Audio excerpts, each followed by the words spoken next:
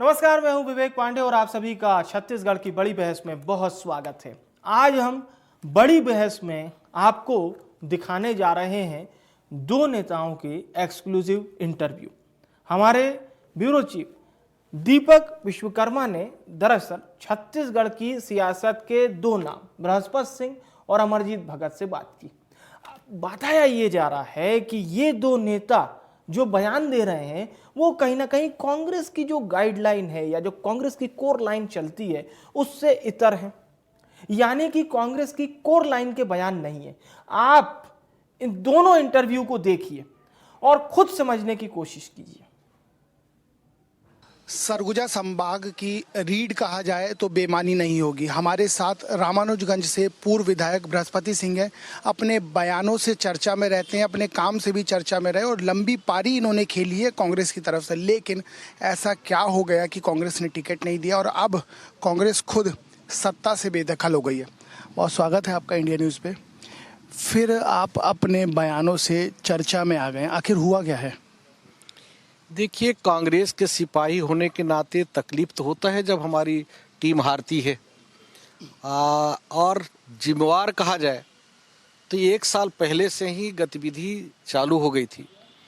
1 साल पहले, 6 महीना पहले से ही, जब से अमित शाह ने छत्तीसगढ़ के कांग्रेस के नेताओं के ऊपर डोरा डालना चालू किया था, तब से ही गतिविधि चालू हो गई थी। जब चर्चा हुई कि कांग्रेस के एक बड़े नेता हमारे अमित शाह जी के साथ मीटिंग किए हैं और उन्होंने सरगुजा संभाग के अधिवेशन में स्वीकार भी किया कि हाँ, मैंने मीटिंग किया है, उनके साथ हमारी बैठकें हुई है। कौन था ये बड़ा नेता? जो बहुत चर्चित नाम है, जो महाराज श्री 108 सरगुजा महाराज टी.एस. सिंहदेव साहब हैं, जिन्होंने मुलाकात कर लिए थे।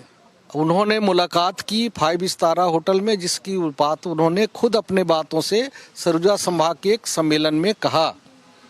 और नंबर 1, नंबर 2, उस खेल वहाँ से शुरू हो जाता है जब माननीय श्री महाराजा 108 श्री टी.एस. सिंहदेव साहब छत्तीसगढ़ पंचायत के मंत्री 4 पन्ने का इस्तीफा सौंपते हैं और ये कहते हैं कि 7 लाख प्रधानमंत्री आवास का पैसा छत्तीसगढ़ की सरकार ने नहीं दिया है, इसलिए मैं इस्तीफा दे रहा हूँ। तब से छत्तीसगढ़ की सदन से लेकर सड़क तक और कांग्रेस के सांसद और विधायक और मंत्रियों सभी के घर भाजपा के नेताओं ने घेरने का काम किया। तब से लगातार, मतलब ये कहने का है कि उन्होंने भारतीय जनता पार्टी को वॉक ओवर दे दिया था कि आइए और हमारी तरफ खेलिए, प्रोजेक्ट करने का काम किया। ऐसा करके उनको एक तरह से उन्होंने वो बनाया और उनको उन्होंने पिच बनाने का काम किया और लगातार घेरने का काम करके कांग्रेस के विरोध में निगेटिव और भाजपा के पक्ष पॉजिटिव माहौल क्रिएट करने का काम शुरू करता है। दूसरी बात आपको याद दिला दूं, आप सबके चैनलों में के माध्यम से हमने देखा है, छत्तीसगढ़ में मॉडल लागू करने की बात पूरे हिंदुस्तान में होने लगी थी। छत्तीसगढ़ के नेताओं ने, हमारे हाई कमान ने सभी दूसरे राज्यों में कहने लगा था, छत्तीसगढ़ की बहुत बड़ा नाम पूरे देश में चलने लगा था कि छत्तीसगढ़ मॉडल हम चालू करेंगे। इसके लिए बड़े उत्साह से छत्तीसगढ़ के में कांग्रेस के नेताओं ने, दिल्ली के नेताओं ने ये कांग्रेस के अधिवेशन बुलाई। खड़गे जी, राहुल जी, प्रियंका जी, सोनिया जी, सब ने आया, पूरे देश के नेताओं ने आया और ये बात कहा कि छत्तीसगढ़ बहुत अच्छा सरकार काम कर रही है पूरे देश में। लेकिन अच्छा काम कर रहे थे तो बेदखल क्यों हो गए? सवाल तो यही है। वैसी बात को तो बोल रहा हूँ, सुन तो लो भाई। इसके बाद क्या होता है कि ये कहते हैं कि छत्तीसगढ़ में 36 जो वादा किए थे हमने पूरे कर दिए। उसके महज 4 दिन के बाद यहाँ के डिप्टी सीएम प्रेस कॉन्फ्रेंस करके कहते हैं कि 36 में से 12 ही वादे हमने पूरे किए हैं, छत्तीसगढ़ ने सरकार पूरा किया है, 12 ही वादे हैं। ऐसा कह के राहुल जी, खड़गे जी, सोनिया जी, सबको उन्होंने चुनौती दे डाला। इसके बाद भी कांग्रेस ने कोई कार्रवाई नहीं की। यहाँ की प्रभारी शैलजा ने कोई हाईकमान को रिपोर्ट नहीं किया। अगर उसी समय कार्रवाई हो गया होता तो आज ये दिन कांग्रेस को देखने को नहीं मिलता। तीसरी बात छत्तीसगढ़ में के बारे में राहुल गांधी, सोनिया गांधी, प्रियंका जी, सारे कांग्रेस नेताओं ने कहा कि देश के प्रधानमंत्री छत्तीसगढ़ के साथ गैर भाजपा की सरकारें जहां है उनके साथ सौतेला व्यवहार कर रही है, हमारी पैसे भी नहीं दे रहे हैं। ये आरोप लगाया। जो हमारे मुद्दे थे छत्तीसगढ़ में, उसको लेकर छत्तीसगढ़ के रायगढ़ में एक प्रधानमंत्री जी की सभा में डिप्टी सीएम ने ये कहा कि आदरणीय मोदी जी हमारे देश के प्रधानमंत्री बहुत अच्छा काम कर रहे हैं, कसीदे पढ़ दिए जो आप बता। और जितना हमने उम्मीद किया था उससे ज्यादा मदद किए हैं, कर रहे हैं और करेंगे भी। और जब ऐसा कह के चुनौती कांग्रेस के सारे आला कमान को दे डाला, इसके बाद भी कांग्रेस हाईकमान ने कोई कार्रवाई नहीं की, यहाँ के प्रभारी ने कोई रिपोर्टिंग नहीं किया। अगर उस समय कार्रवाई हो गया होता तो शायद ये दिन देखने को नहीं मिलता। ये कार्रवाई ना होने के पीछे की वजह क्या है? कौन दोषी है? शैलजा, दीपक बैज, सीएम, कौन दोषी है? अगर दोषी कहा जाए तो आंख कान जो होते हैं हाईकमान के, राज्य के प्रभारी होते हैं, तो शैलजा मैडम को तत्काल ये सारी गतिविधि के बारे में हाईकमान को अवगत कराना चाहिए था, और कांग्रेस के विरोध जो गतिविधि चला रहे थे उनके खिलाफ सख्त कार्रवाई किया होता तो शायद ये दिन आज कांग्रेस को देखने को नहीं मिलता। और अभी भी समीक्षा हाईकमान ने बुलाया है, उन्हीं लोगों को बुलाया है जिन्होंने ये गड़बड़ किया है, उनको समीक्षा किया है, अपने पर्दा डालने काम कर रहे हैं। मैं तो ये कहने का कहूंगा, सुन लीजिए, अगर हाईकमान समय रहते सचेत नहीं हुआ और ऐसे दोषियों के भाजपा को प्रोजेक्ट करने वालों के खिलाफ कांग्रेस में रहकर कांग्रेस के पीठ में छुरा मारने वालों के खिलाफ कार्रवाई नहीं किया तो 2 लोकसभा चुनाव में फिर कांग्रेस को खामियाजा भुगतना पड़ेगा। इस संबंध में मैं दिल्ली जा रहा हूं, रविवार से दिल्ली जा रहा हूं, लगातार रहूंगा और सारे नेताओं को मिलकर सारी बात बताऊंगा। ऐसे जो कांग्रेस के साथ भीतर घात करने वाले, कांग्रेस के पद पाकर कांग्रेस के साथ गद्दारी करने वालों को कांग्रेस से तत्काल निकालें, बाहर करें। रुक जाइए थोड़ा, चुनाव के पहले रुक जाइए, बहुत तेजी में ट्रेन चला रही है। बताइए मुझे, ये तमाम चीजें तो ठीक हैं, आपने बता दिया, तमाम तरह के आरोप आप पहले भी लगाते रहे, सत्यता आप ही जान सकते हैं, आपकी पार्टी थी। लेकिन सवाल ये है कि ये बिल्ली को ही दूध की रखवाली क्यों दी जा रही है दिल्ली में बैठ के?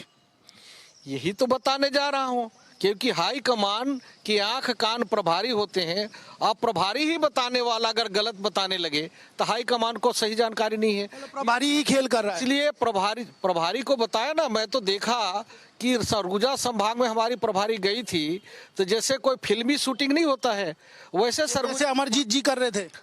पता नहीं अमरजीत कैसा कर रहे थे, मैंने देखा नहीं, लेकिन मैंने देखा कि टीएस बाबा साहब जो डिप्टी सीएम गाड़ी चला रहे हैं और शैलजा मैडम सामने बैठ के हाय हेलो फोटो शूट करा रही है, और ऐसा करके जैसे हीरो प्रोजेक्ट करने गई है सरगुजा में, और यही काम करती रही। सच्चाई हाईकमान को नहीं बताई। अगर सच्चाई हाईकमान को शैलजा मैडम बताई होती तो ये नौबत आज नहीं आया होता। और इसलिए बोल रहा हूँ ये दोनों दोषी हैं और लोकसभा चुनाव पहले ऐसे लोगों के खिलाफ सख्त कार्रवाई होना चाहिए। ठीक है, फिर खामियाजा भुगतना। ठीक है, एक बात बताइए, आप अभी फूट रहे हैं, ये पहले ही फूट जाते तो नौबत आती क्या? सरकार नहीं आ जाती? आप याद करिए कि लोकसभा विधानसभा चुनाव के पहले भी मैंने इसी बंगले में सारे प्रेस वालों के सामने ये सारे कमियों को बताया था कि यहाँ कमियां हुई है। और अगर उस समय भी अगर सजग हुआ होता, दिल्ली के भी सारे चैनलों में चला था, आज तक न्यूज में भी चला है, इंडिया न्यूज में भी चला है, जाकर आप देख लीजिए, आप फुटेज अभी भी निकाल के देख लीजिए। ये सारी बातों मैंने पहले भी हाईकमान को अवगत कराया। ऐसा तो नहीं है कि आपकी बात ना सुनी जाए, इसके पीछे भी कोई षड्यंत्र था? सुनो या न सुनो, कांग्रेस की सिपाही हूँ, कांग्रेस के साथ गद्दारी करने वालों का राज खोल के रहूंगा, भले देर हो अंधेर नहीं होगा। कौन कौन है गद्दार? जो कांग्रेस साथ गद्दारी किया सामने है, जो भाजपा को कुर्सी में बैठाने काम किया है, ये सारी बातें खुल के रहेगी। ये सारी बातें खुलेंगी। एक आखिरी सवाल ये है कि चर्चाएं ये भी है, आपको टिकट नहीं दिया, आरोप भी आपके ऊपर लगा दिए, आपको भी हटाने की तैयारी हो रही थी, आप भाजपा तो नहीं चले जाओगे? भाजपा में जाने का काम राजा और महाराजा लोग करते हैं जिनको कुर्सी की लालच होती है। आपको याद होगा, आप लोगों ने अंग्रेजों की व्यवस्था के बारे में मालूम है आपको? अंग्रेजों ने जब आपके देश में राजाओं से सारे लोगों से बात किया, व्यवस्था चालू की, तो उन्होंने कहा कि राजा आप पीढ़ी दर पीढ़ी रहोगे, नहीं तो मारे जाओगे, इसलिए राजा आप रहोगे, मेरी सारी शर्तों को मान लो, राजा तुम रहोगे, लीगल एडवाइजर 2 मेरे होंगे, एक लेफ्ट साइड बैठेंगे, एक राइट साइड बैठेंगे, सेना तुम्हारा होगा, सेना नायक मेरा होगा, और मेरे आदेश का पालन करो। और यही लोग करते आए हैं, यही लोग कुर्सी के लालच कर रहे हैं, चाहे ग्वालियर महाराजा हो चाहे सरगुजा महाराजा हो। एक आखिरी सवाल ये है कि अगर ऐसा नहीं होता तो सत्ता बच जाती क्या? 101% छत्तीसगढ़ की जनता ने मन बना दिया था कि भूपेश है तो भरोसा है और छत्तीसगढ़ में छत्तीसगढ़िया सरकार होता, लेकिन इन्हीं लोगों के कारण ये सरकार चली गई। विभीषण ने सरकार ली। वो तो विभीषण का रोल किसने किया सबको मालूम है।